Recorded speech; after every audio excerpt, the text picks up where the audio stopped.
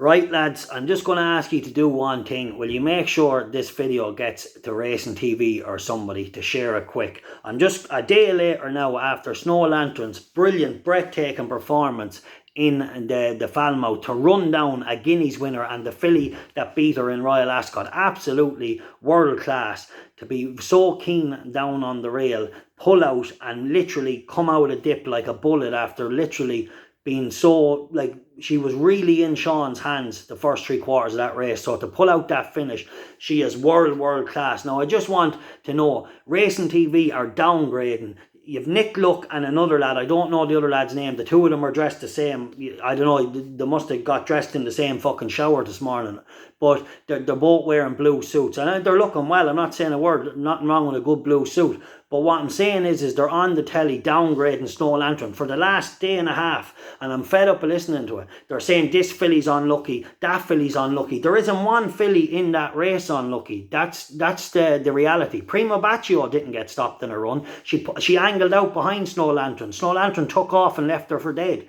The Lady Bowthorpe on the outside, nobody touched her. She wasn't unlucky. She came home in her own time, far too late. The reality is there was two fillies in the middle that got caught in the sandwich because Lavender Thing came over a little bit, and the two fillies, Johnny Murtagh's filly, no disrespect to her, she was going nowhere. They were bet. They were going nowhere. Snow Lantern pulled out and took off. She left Primo Bacio in her wake. She left Lady Bowthorpe in her wake. There's no unlucky loser. She pulled the hardest. She ran down a Guineas winner. And the only reason she got bet in Royal Ascot is because you wouldn't know. It's not your fault. You just wouldn't know. It's because that filly needed to learn how to settle in Ascot. And that was Sean Levy's main job and Richard Hannon's main job. I don't know Richard Hannon. I certainly don't talk to them.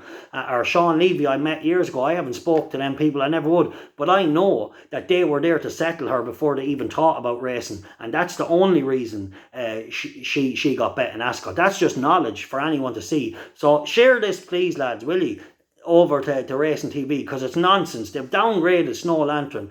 One of the best performances and a special filly. If only they knew how hard she pulled on the rail. Only Sean Levy had her buried up to find that finish. She took off in the dip. She left Primo Bacio for dead. She left Lady Bowthorpe for dead, and she ran down two good fillies. That's it. A special performance. They owe an apology to Richard Hannon. They owe an apology to the owners and all supporters of Snow Lantern. What a brilliant performance, and it's after being downgraded 20 times. Yes, we knew she was the best at Colbert Sports here. Check her out. We napped her up on YouTube. And yeah, we're a bit passionate about the horses we follow. But we're not going to sit back and let Racing TV downgrade one of the best performances of the season from a classy mare who we knew was the very best in the race. Watch the race back. Get your top analyst there, Ruby Walsh, to watch it with you. See what he tells you. And sure, if he sees it a different way, he knows nothing as well. Right, the time for Codden is over.